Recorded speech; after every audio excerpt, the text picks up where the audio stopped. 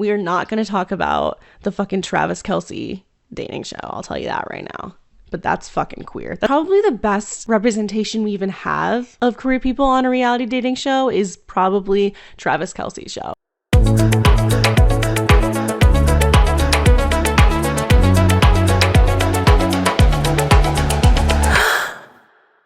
Hey Gaspers, welcome back to Gasp, the pod. Today we're talking about reality TV. It's on everyone's minds and everyone is talking about Love is Blind. And I was thinking about Love is Blind, reality TV, specifically reality TV dating shows and the conversations we hear about queer people and how they're not how we want them to go. Not only the conversations, but just the lack of queer contestants in general. And so I want to do like a whole episode. This is what we're doing right now. Getting into reality TV, talking about a bunch of these shows and how I think a lot of these shows are really dropping the ball, not only in terms of just like representation, but like queer people will add drama. I think it's stupid for their marketing. So we're going to get into all of that. I also wanted to talk about like specifically this Sara and Ben conversation from Love is Blind. If you guys haven't watched it, there will be some spoilers.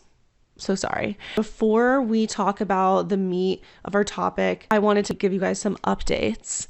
I am in Virginia right now. I moved back from New York City. I'm kind of bouncing between my girlfriend's place, my parents' place before me and Sophia move in together in DC in like a little over a month. We're looking for an apartment right now. If you can see on YouTube or on video, wherever you're watching, we have a little temporary set going on. I brought the pride flags back. I have a new on-air sign. That's kind of about it. Also, happy St. Patrick's Day. I'm not filming this on St. Patrick's Day, but like it's in a few days. I'm a majority Irish, so I'm very passionate about being Irish. This week, if you're Irish, remember that like you're fucking awesome. And also, I'm trying to embrace my Irish curls. My hair is always just so out of control and so wavy, and I never know how to do it. And I think this week, I'm going to aim to not do it and just let my hair do its thing. Some people may call it undone. I call it just my hair. So that's my little update. What else? Oh, also, I'm so glad to be back. I took a little week off. For those of you guys who follow my Gasp TikTok, I was just moving. It was my girlfriend's spring break, so I wanted to spend some time with her. A little chaotic time to be recording an episode. So that's why I took a week off. However, if you are a number one Gasper, which means you join my Patreon subscription, which is in the link in the notes of this episode, or if you are in subscription Spotify, if you are a subscription member, you will get bonus episodes. So this past week, even though I didn't make a main episode, I did make an episode for the subscription members. If you want to check that out still, because I will never release that to the general platforms. It's part of my series on the rumor mill. I pretty much just talk about rumors going on in the rumor mill. I give my 2 cents on them and I rate them on like 0 to 100% on if I think that they're true or false. This week, I talked about Oscar's blind items, which was very interesting. And there's a lot of like peculiar ones that I kind of thought were true. So anyways, go check that episode out on my Patreon. Also, speaking of Patreon, I want to shout out a number one Gasper because if you join my Patreon, you get shout outs, but only if you're number one Gasper. So sorry, everyone else. But I'm going to shout out Cassidy this week. Thank you so much for listening. You're a star and I love you. Also, merch is on sale 20%. I want to get rid of the merch I currently have and start working on a pride collection. Go check out merch now because literally 20% off. That link is also in the show notes and in my bio and literally everywhere. Boring, boring, boring. Hailey, get on with the topic. Okay. We're talking about reality dating shows, the lack of queer representation on these shows, and culture war issues being played out on TV, which I just think is very interesting in this like political time. And then also like when these queer stories like are in very few circumstances being told, they're being told kind of poorly in my opinion and in like less than an ideal way. We'll talk about that. The shows I'm going to cover today, I know there's a lot of reality TV dating shows. We are not going to talk about the fucking Travis Kelce dating show. I'll tell you that right now. but that's fucking queer. That's probably the best representation we even have of queer people on a reality dating show is probably Travis Kelce's show. But let me know if you guys would be down, because I think it'd be kind of fun if I like live streamed it and we all watched it together. So these are the shows we're going to talk about. Love is Blind, BBC's I Kissed a Girl for all my British fans, The Bachelor Franchise, Are You the One, The Ultimatum, Love Island. And sorry, I meant listeners. I don't pretend to think that I have fans. I meant listeners. Let's first talk about a lack of queer representation on these shows. So as we know, there's very, very few LGBTQ contestants on these shows. And I don't even have stats. Unfortunately, I tried to find, and maybe I just didn't dig deep enough, but I couldn't find any stats on the percentage of queer contestants on reality TV shows. Let me know if anyone has a number for that, but I'm assuming it's like way below 5%, just because we barely see them. And a lot of these shows are like straight shows. And I think that like a lot of these networks forget that like bi people exist and can be on these shows. We obviously want gay seasons of all these shows, but like they're not even showing the storylines of bi contestants on these straight shows. That's also what's so fucking annoying. These networks are forgetting pan, trans, bi people that also date the opposite gender, you know? So it's like, where are these stories too? I saw this whole Reddit thread, and this is obviously very boomer, maybe conservative Gen Z kind of thing, where it's like certain groups are now actually being overrepresented, which is just not true.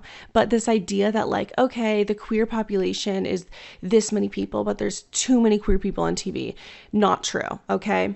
According to the HRC of 2024, 30% of Gen Z is LGBTQ and 16% of millennials are LGBTQ. Why is that relevant? Because if you're a network and you're putting on reality TV shows and you're making a reality TV show, or if you're like Netflix or whatever, or streaming service, even if your mind is only on the money, it would actually make sense to put more queer people on these shows, because a majority of reality TV viewers are Gen Z and millennial, according to Statista 2024. So even if you're just focused on the money, it still makes sense to appeal to the majority of your listeners who are millennial and Gen Z. And then also we have 30% of Gen Z being LGBTQ. And the percent of queer contestants we see on these shows is way below 30%. Probably, if you did the math, someone do it, below 5%, or at least around that number. So like, we're obviously underrepresented. And everyone who's listening to this knows that queer people love drama. Now, I'm not saying that as a negative stereotype. I'm saying that is like a great characteristic of us. We are funny. We know how to communicate, and we love the fucking drama. Do you guys remember like a few summers ago, there was like the lesbian like internet disaster where like people were making t-shirts saying I survived the lesbian apocalypse? And that's just like what happened online. We need more of that. And like, there's only going to be good content that comes out of letting queer people on TV. That's even just if you want to think about it money wise. That's my argument. And also, it just doesn't make sense to appeal to conservative viewers if over 60% of viewers are younger than 50. So I think that there's this idea that like, okay, these TV shows are not supposed to be biased and like one political party, even though human rights is not like a political party. It's just like a fact of being a good person. Even if you were thinking about like, okay, who are our viewers and how do we appeal to them? Over 60% are younger than 50. And people younger than 50 are more likely to lean left. So it just doesn't even make any sense to like give the same amount of attention to these like hateful views that are not just saying, oh, I'm conservative, but are saying like, oh, I just don't really, that's not really my thing. Gay people, and putting on TV these conversations of making it almost seem like these are two valid opinions, when it's one valid opinion being like human rights are important and the other person should be viewed as bigoted, not just being like, oh, I just have a different opinion. That's my biggest issue, is how these conversations are had. And also when it comes time to have a reunion, for example, they're not like held accountable to the level that I want. I know a lot of people saw the Love is Blind reunion and they were like, okay, slay, these women holding these men accountable. But like, these hosts, I mean, obviously fucking Nick Lachey and Vanessa Lachey are not going to be the people to like hold people accountable.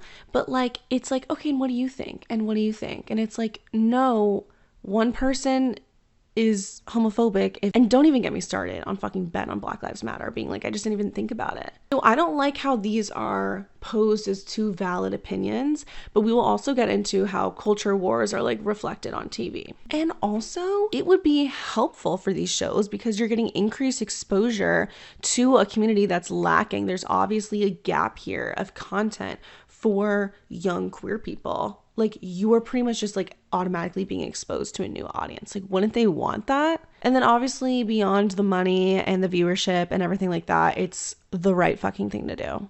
So step it up. But yeah, like I was saying, bi, pan, trans people, queer people exist and can be on these quote straight dating shows. So as much as I also want gay seasons for people that don't date the opposite gender, I do think that like we can give way much more of a platform to these queer people on these shows. And also, we'll go into this in a second, a lot of these contestants that are bi are saying that they're, or queer, are saying that their parts of talking about it are being cut in the post-production, which is just like, oh, that's interesting.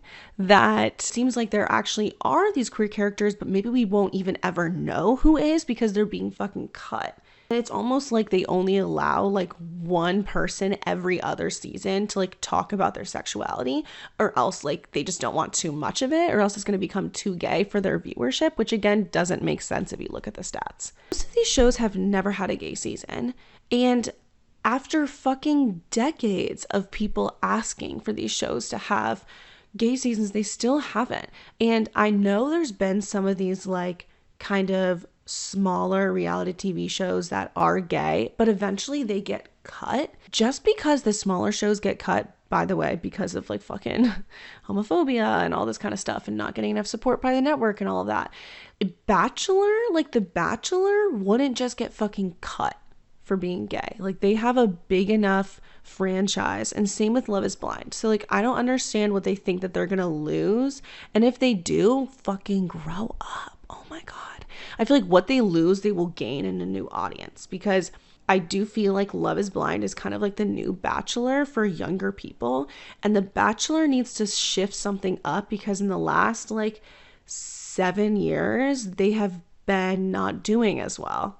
So what do they need to do? They need to target younger people, because I feel like it's my parents that are watching The Bachelor. Like, my dad watches The Bachelor. I watch Love is Blind. And I used to be a huge Bachelor stan. I really wanted to go on The Bachelor, guys. This is like my dream growing up, is I wanted to be on The Bachelor and be like, this is so gay of me, and be like the mean girl, but like wasn't actually mean, but like did it for the cameras, and then was like so mean to the guy and like broke up with the guy and like never actually got that close with him. So that was my plan. But I don't even watch The Bachelor anymore. That's how much that they've been, I think, losing their viewers. And what would help them? Make a gay season. The only show that I've actually seen do a gay season or do a queer story well has been Are You the One? What I really liked about this season is that I think it was all queer people or all pan people or bi people that would date kind of like any gender. I think that was the idea. Of course, it was so messy and amazing and fun to watch, and it really showed like the diversity of the community, and it had trans people on it, had queer people on it, and how not every queer person looks the same. And I just feel like it was really well done. But also, a really small thing that I liked about it is the fact that they didn't have a separate show made for it. It was just another season of Are You the One? And we'll get into this later. Let's talk about some of the queer contestants of some of these shows and how they were cut out of the show. Like, so even when these shows accidentally get queer people on them, they're like, oh fuck, we don't want it to be too gay, and then they cut their fucking storylines about their sexuality. So in Love is Blind, this latest season, Minneapolis season 8, yes, Brittany and Devin on Love is Blind season 8, they talked about sexuality, and we'll talk about that in a second, but she was not the only bi queer contestant on the show. So Madison also said recently in an interview that she's bi, and when she talked about it on the show, it was completely cut out. That's insane. Was Love is Blind like, that's too many bi characters to have on the show, and would it confuse the storyline? It's just weird, okay? Then Molly at the reunion, I don't know if anyone caught this, but Molly was like asked by Vanessa Lachey and said, "Oh, are you dating any girls?" And Molly was like, "No, but like I'm open to it." That felt like after the fact, Molly asking the producers to ask her about that because she wanted to talk about her being queer or being bi. But like, that is not enough, Love is Blind. You can't ask that little question and be like, "Okay, great. We're good. We have enough representation. Let's get into that." And then don't fucking cut Madison's part about being queer. It's just confusing and they're not doing it right or well or enough. And then on the Bachelor franchise, Caitlin Bristow is actually bi. And she was the Bachelorette. She was like, "Oh, I'm bi," and she talked about it. And they were completely like, just didn't include it and didn't like allow that to be a storyline. What the fuck? Like, they're trying to target these conservative audiences and then they're losing their younger audiences. And also they're being fucking homophobic. So when we do have these queer characters, they're being cut out and we don't get to see that part of them. And it's like literally doing so much harm. Like, imagine all the benefits of people seeing a bachelorette being bi. Oh my God, it would have been so helpful for me. Like, fuck that, Bachelor. Also, something that I've really seen, and we're kind of getting into like culture war issues, is specifically Love is Blind, because they haven't met each other and they're only learning information. We get to see these social issues talked about on TV and we get insight into the brains of these people from different cities, and we're really able to also tell the difference between men and women on these issues. It's really fascinating. And that's kind of the cool part about Love is Blind. It's like we're literally seeing a look into the like, quote, non-voter or quote, non-political average citizen, which is usually a man, on the show. And the question is, are they actually non-voters or non-political, or are they actually conservative? But like, hearing them explain why they think that they're right about something is literally fascinating. And we obviously get to see this play out when they're talking with women who are more likely than not, well, at least that we've seen on the show, to disagree with them and stand with these human rights issues. Even though it's also really interesting, it's kind of a little dystopian to see these conversations play out as if, again, like one is right and the other one is also right, and that they're just like opinions. And it's one thing to talk about like financial disagreements, and we are not at the point where you can just be a Republican and it not have anything to do with social issues, because that's just not where we are in this timeline. But yeah, it's just really weird to see it like play out. And what's so wild is I was watching Fox News the other day because I used to be a political spy anyways. So I'm very used to like watching conservative media. It doesn't really stress me out. I really like to like get an insight into it, and like see what they're thinking and feeling and like what bullshit they're spewing, because it helps you like counter that argument. But anyways, I was watching Fox News and they were talking about Love is Blind, and they were like, it's so bullshit that Sara said that, you know, Ben couldn't have a difference of opinion, but Ben was totally fine with Sara. And it's like, oh my God, that's why it's a whole different thing. It's because Republicans view it as a difference of opinion, and liberals and Democrats view it as a difference in morals and viewing human rights differently. So that's why it's kind of dystopian to see it kind of played out as like just like a difference of opinion. However, it's still very interesting to like get this insight, especially when these shows are filmed in like Minneapolis, right? Which is like fucking very different from like New York or California, obviously, or like an East Coast, like a DC Love is Blind. So it's really interesting to see like kind of an average white man voter's brain, because everyone knows I don't really talk to those anymore. Unless you're my family, I'm not really talking to like white men very often. So, and that's by choice. But when I do, they're not these type of white men. So it's like kind of like a sociological study, pretty much. And I think Love is Blind kind of knows that by highlighting these conversations, but also specifically not other ones. So it's like, if you're going to include these, then include fucking Madison being bi. Like, I just don't get it. But anyways, you can also see the impact on like race, especially in Love is Blind, when people kind of start to figure out that the person that they're talking to is not white, and you can see them fucking panic. It's just really wild to watch, really. Of course, these issues are really important when it comes to a relationship. It's probably one of the most important things. Let's get into Sara right now, actually, and how I feel like this story was told very poorly. And not even necessarily on her end, but just like by the show. They edit out so much. They are creating a story by editing certain things and removing certain things. Like, we need to remember how much content they probably had filmed and how much actually made it on screen. So this is from Love is Blind season 8. We're going to talk about Sara and Ben, who I've kind of already talked about just now. Sara has a gay sister. Sara talks about how that's very important to her and she's a huge ally. And by the way, guys, Sara, I'm waiting for your time to come out of the closet. I think that she's bi, if not a lesbian, because the way she was acting with Ben, even though she said she was in love, I feel like her head wanted to be with him, and she just like, I feel like her bodily response was just kind of like, no. But again, I don't know her, but she's giving gay to me. And I think she knows deep down in her heart that being an ally was such a big deal to her because there's something more to it. That's exactly how I felt. Being an ally was so fucking important to me. And then I was like, I'm gay. So Sara has a gay sister. Ben is a religious manipulator, horrible person. Is a very specific type of character and a man that I think we've all met before, where he's kind of this like good guy, youth group leader, like loves sports, but like kind of hides his like toxicity with being this like positive, like almost like orientation leader vibe. And I can say that because I was an orientation leader and I know sometimes the type. So he thought he could just smile his way through this entire season and somehow end up famous.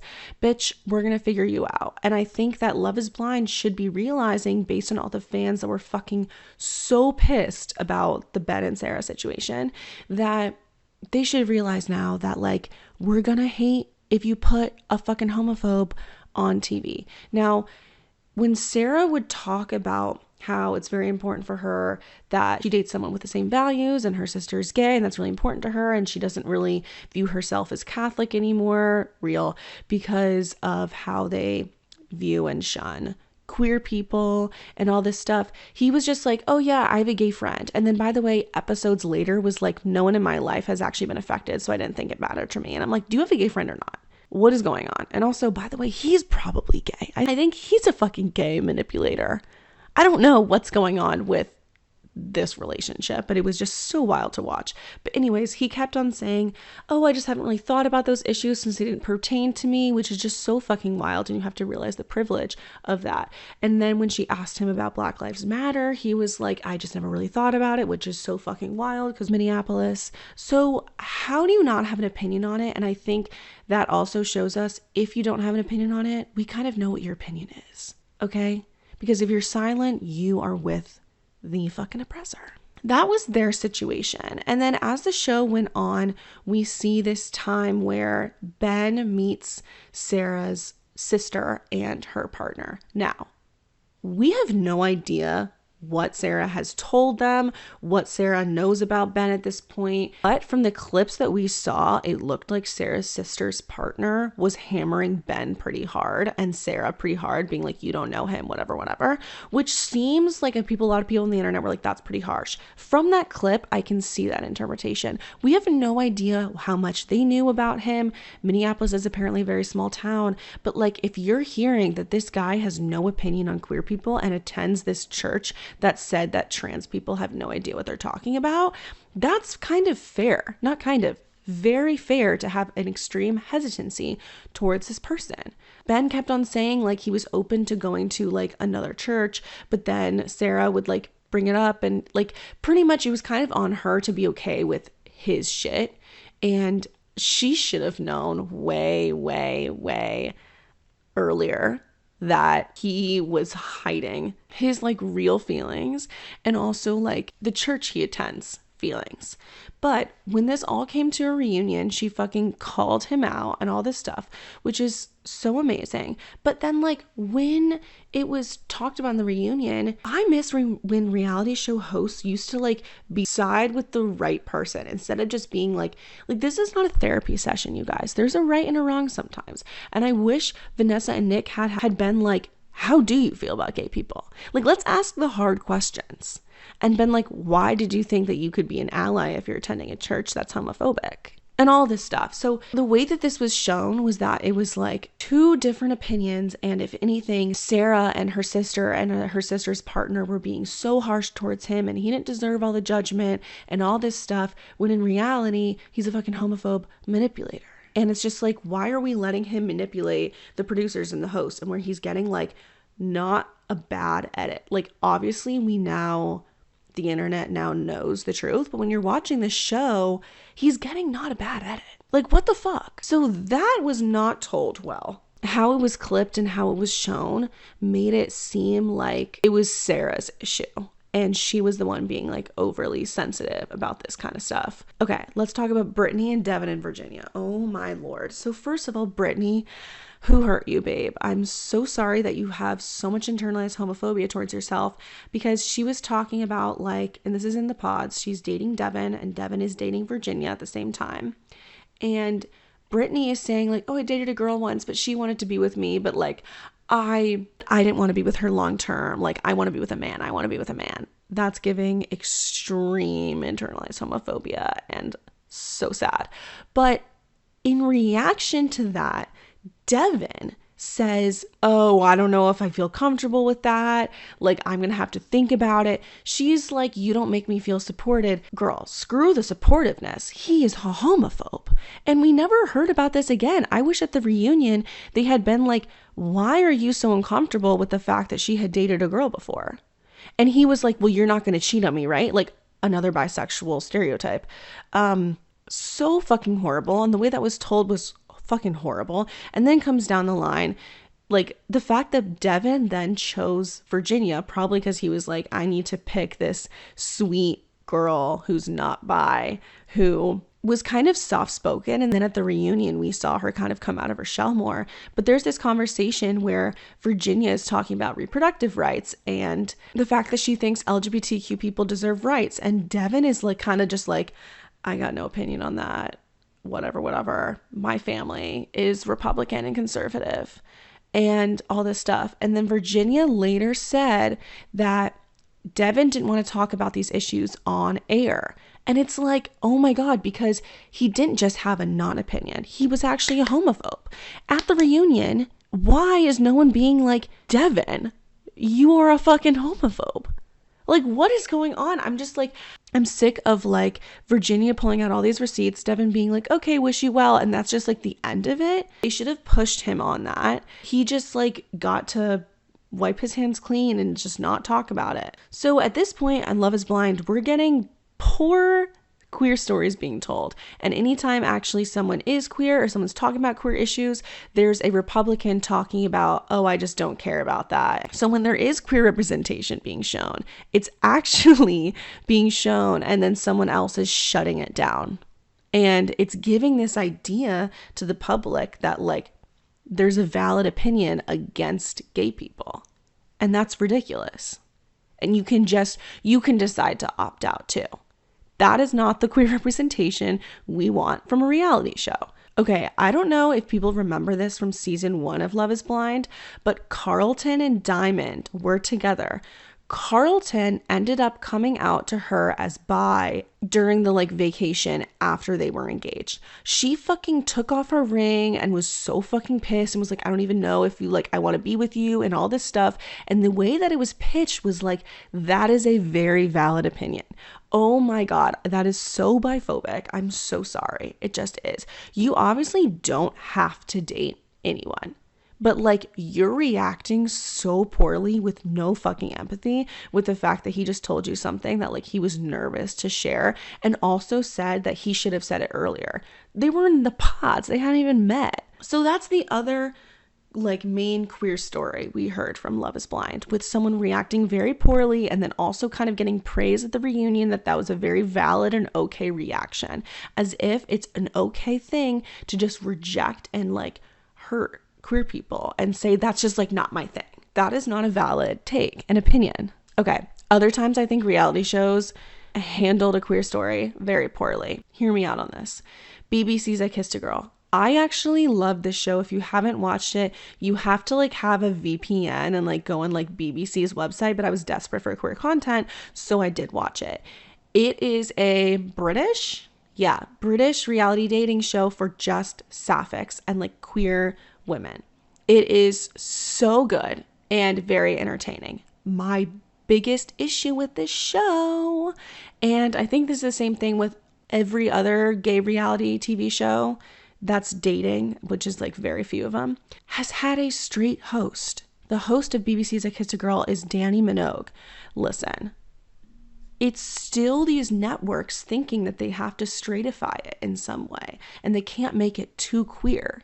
Bro, oh my God, this is reality. So you're not like picking a character and being like, oh, it's too queer. This is a reality show. So let's just show people as they are and not think about the amount and percent of whatever. It's so bullshit. But also, if you're trying to target a queer audience and then you have a straight woman host, that pisses me off. Like, listen, no shade to these straight hosts. Like, I don't think that they're actually homophobic, but that's just not your place. You don't understand the lingo. You're asking questions. You're like, oh, is this the norm? What is this?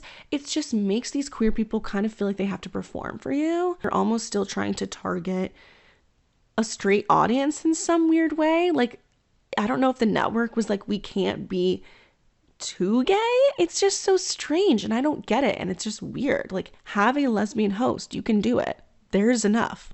Then with the Bachelor franchise, the one time they actually did have a queer story, I think was done so fucking poorly. Another one, Demi Burnett.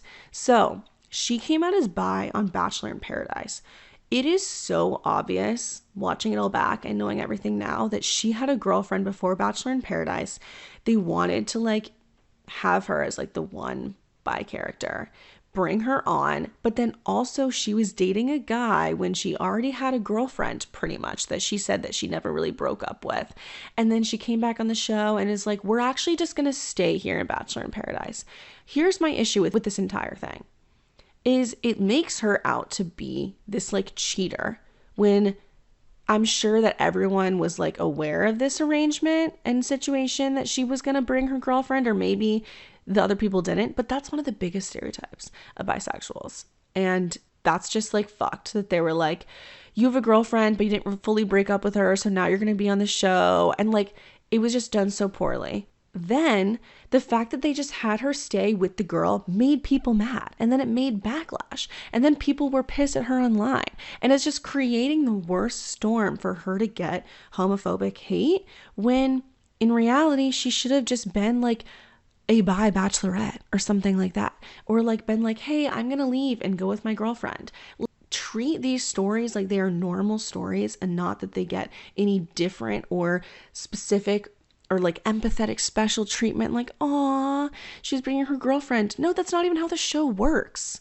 Just make it so it makes sense. But like, they just did it in such a strange way. And then since then, we've never had a situation like that again. So what's the point of bringing on like a bi girl in Bachelor in Paradise and then never highlighting like a huge story like that again? I think that there's been bi contestants since, or maybe not. Like, I haven't really heard of anything. So the other argument that I hear a lot from like people being like, it's impossible to like make these shows gay because then you're living with the girls that you could potentially be interested in. Perfect. It just makes the show even better. And I understand that it might be harder with Love is Blind because you're like dating the girls blind, but people have come up with ways to make it work. And on like Reddit threads of like different ideas. But the larger point is like that actually just leads to more drama. It would be better and more fun for everyone. I just don't get why they don't do it. Okay, let's talk about the Ultimatum queer love season. This show, very entertaining, a lot of mixed reviews. I thought it was very entertaining. They chose a lot of couples that were masc for femme, which, and maybe this just so happens to be the couples that they chose, but like, listen, not every relationship is like that. But what also pissed me off about this show, the host was straight. Joanna Garcia Swisher was straight. And in the beginning of the show, one of the contestants was like yelled out, like, "Are you queer?" And she was like, "Nope, I'm straight." And she said later, "Oh, it caused no issues." But I just don't get why. There's so many queer people. You're hosting a queer show. You have no knowledge of this community. And now, again, you're learning terms. You're trying to understand the dynamics and just have a queer host. It just feels like such a slap in the face because it's like the show can't be too gay. I literally think that's what they're thinking. And I think the only way to know if a show is going to be successful, if it's like only queer, is to test it out. And I do think that there's straight people that will watch a queer host with a queer dating show, right? The other huge issue I had with the show was that it was technically a separate show than The Ultimatum. When I went to click on The Ultimatum the other day on Netflix, you cannot find the Queer Love season in The Ultimatum. It's not even a season of The Ultimatum. It's an entire different show, almost as if they're trying to segment out queer people from the rest of the franchise. Bro, just make it another season. Like, they didn't want to scare off their maybe like conservative straight viewers. I just don't get it. And that actually is really fucking annoying. Like, okay, you guys can have your little queer show as long as it's like a separate little queer show, separate but equal. Fuck that shit. Then finally, we have Love Island. I'm not a huge Love Island viewer. It almost kind of overwhelms me because there's like so much content that it like stresses me out, if that makes sense. And I feel like I'm so behind that I can't like catch up now. There have been multiple bisexual contestants that say that they received homophobic backlash after airing on the show. And again, these shows need to do a better job of protecting their queer contestants and making it safe and not making these queer contestants have to argue and like be the ones sticking up for themselves in these reunions. It's so fucked up, actually. Specifically, Sharon Gafka came out on the show, and the entire conversation she said was actually cut from production. She said she had this entire conversation where she was like, "I am bisexual, blah, blah, blah, blah, blah," and talked about it, and it was never shown. Sounds extremely familiar to what we've talked about before. So when we do have queer representation, it is shown very poorly and shown as just like a matter of opinion and not like human rights. Or when we are given queer representation, it's like separated, or it has a straight host, or it's some straight element so straight people can still consume it, which is not what we want. And in most cases, we don't have queer representation and we don't have queer seasons. And even when they randomly, accidentally get these contestants that are like, "I'm queer," they cut their storylines out. So that's the state of reality dating TV and how so fucking overly straight it is, and how it actually doesn't even make any sense why it's so straight and conservative when viewers are younger, Gen Z, queer, and liberal. So what's going on? Reality TV needs a reality check. And queer people want more queer stories. We will listen. We will watch. We will literally pay money to watch this. And they still won't make it for us. And I fear as kind of this political shift continues where like Gen Z is slowly getting more conservative, it makes me worried for the future. It's not like this is actually getting better. I kind of fear that it's getting worse. And even though 30% of Gen Z is LGBTQ, there's a huge divide here. And there's also a lot of Gen Z people that are turning more conservative, and young straight people that are marrying really young and being like, "I just want a soft feminine life," that are like gonna become homemakers and aren't signing prenups and are getting scared of prenups. And this like new traditional like wave is scaring me. And I really hope we can get some more queer reality TV. And I think it'll like help our society. Really think it would. So reality TV, do better. Thank you. All right, y'all, that's our episode. Like I said before, if you want to check out that bonus episode, go to my Patreon or my Spotify, and it's called On the Rumor Mill, episode 2. And again, 20% off merch. Okay, love you guys. Have a great week.